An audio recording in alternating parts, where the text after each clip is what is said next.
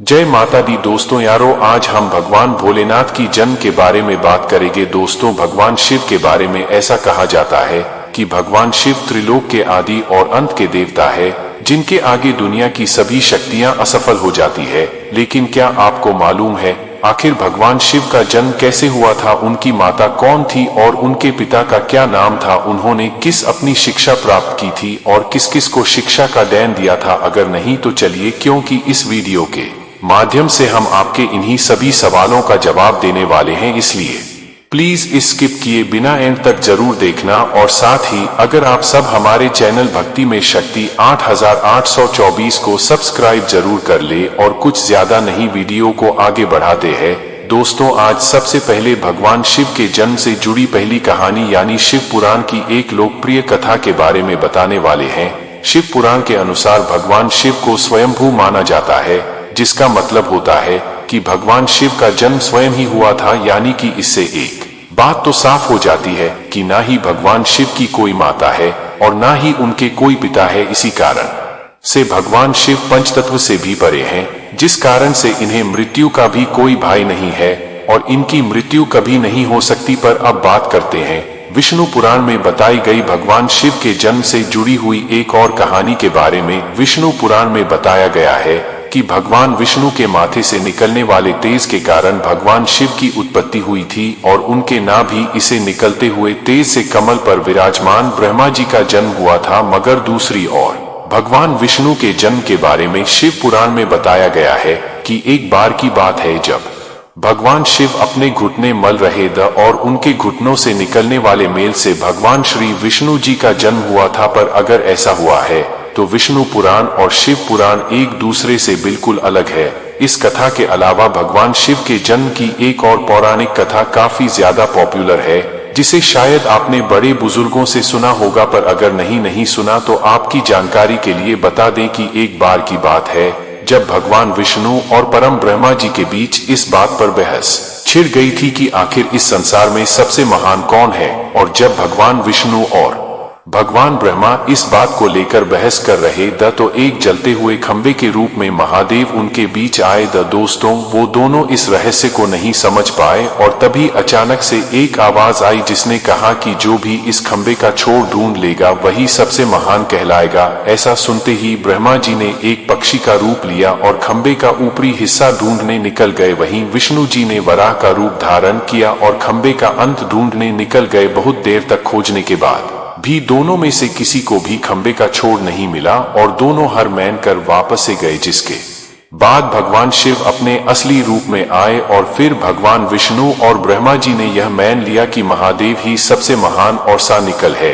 इनसे बड़ी शक्ति इस दुनिया में कोई नहीं। इसके साथ ही शिव पुराण में बताया गया खंबा इस बात को दर्शाता है कि ना ही भगवान शिव को स्वयंभू कहा जाता है, यानी भगवान शिव का अंत है ही नहीं, वे अमर है। अब हम बात करते हैं भगवान शिव से जुड़े एक ऐसे विषय के बारे में जो सबसे ज्यादा प्रसिद्ध है कि क्या भगवान ब्रह्मा भगवान शिव के पिता है। जी हाँ, इनकी ये कहानी लोगों के बीच काफी प्रसिद्ध है। तो आपको बता दें कि आखिर किस प्रकार भगवान शिव ने ब्रह्मपुत्र के रूप में जन्म लिया था। इसके पीछे विष्णु पुराण की एक पौराणिक कथा है, जिसके अनुसार जब धरती आकाश पटल या कहे पूरा यूनिवर्स जलमग्न यानी पानी में डूबा हुआ था, तब भगवान विष्णु के अलावा कोई भी देव या प्राणी इस संसार में नहीं था। तब केवल विष्णु ही जल पर अपनी शेषनाग पर लेते हुए नजरे रहे थे। जिसके बाद उनकी नाभि से कमल की दांडी पर ब्रह्मा जी प्रकट हुए और जब भगवान ब्रह्मा और भगवान विष्णु इस यूनिवर्स से संबंधित बातें कर रहे थे तब भगवान शिव प्रकट हुए, जिसके बाद रामणी उन्हें पहचान से इनकार कर दिया। इस कारण से भगवान शिव रूठ गए और उनके रूठ जाने के कारण भगवान विष्णु ने उन्हें दिव्या दृष्टि प्रदान कर ब्रह्मा जी को भगवान शिव की याद दिलाई। जिसके बाद भगवान ब्रह्मा को अपनी गलती का एहसास हुआ और शिव से क्षमा मांगते हुए उन्होंने उनसे अपने पुत्र रूप में पैदा होने का आशीर्वाद मांगा। जिस कारण से भगवान शिव ने भगवान ब्रह्मा की प्रार्थना को स्वीकार करते हुए उन्हें आशीर्वाद दे दिया। लेकिन इसके बाद जब भगवान ब्रह्मा ने इस सृष्टि की रचना शुरू की तो उन्हें एक बच्चे की जरूरत पड़ी और तब उन्हें भगवान शिव का आशीर्वाद ध्यान आया, जिसके लिए भगवान ब्रह्मा ने तपस्या की और बालक के रूप में भगवान शिव उनकी गोद में रोते हुए प्रकट हुए। आपको बता दें कि यह भगवान शिव का एकमात्र बाल रूप है जब भगवान ब्रह्मा ने उनके रोने का कारण पूछा तो उन्होंने बताया कि उनका कोई नाम नहीं है।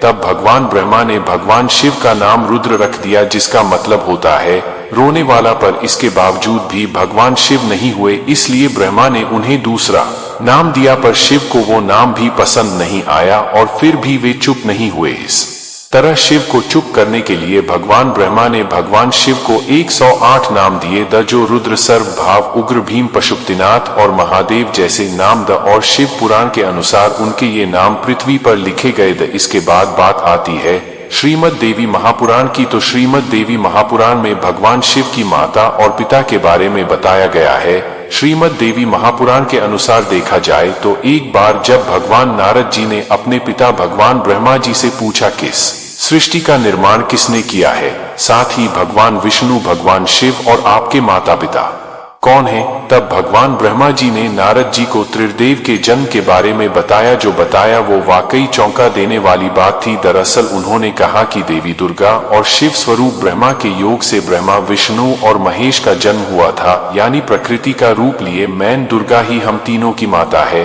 और ब्रह्मा यानी कल सदाशिव हमारे पिता है। इसके साथ ही श्रीमद् देवी महापुराण में भी भगवान विष्णु और भगवान ब्रह्मा के बीच हुए झगड़ा की एक कहानी मिलती है, जिसके अनुसार एक बार श्री ब्रह्मा जी और विष्णु जी में झगड़ा हुआ और दोनों में बहस छिड़ी हुई थी। तब भगवान ब्रह्मा ने कहा कि सृष्टि को मैंने बनाया है और मैं ही प्रजापिता हूँ, जिसके जवाब में भगवान विष्णु जी ने कहा कि मैं आपका पिता हूँ, क्योंकि आप मेरी नाभि निकले हुए कमल से पैदा हुए हैं। और धीरे धीरे कर ये बहस बढ़ती गई। दोस्तों, इसके बाद इन दोनों का झगड़ा सुनकर सदाशिव वहां पहुंचे और उन्होंने कहा कि पुत्रों, मैंने ही तुमको इस संसार को बनाने और इसे संभालने के केवल 2 कम दिए हैं। इसी प्रकार मैंने शंकर और रुद्र को संहार और त्रिदेव के कार्य दिए हैं। इसके साथ ही उन्होंने कहा कि मेरे पंचमुख है, एक मुख से आकर, दूसरे मुख से पुकार, तीसरे मुख से मुखर, चौथे मुख से बिंदु और 5वें मुख से नाद यानी कि शब्द प्रकट हुए हैं।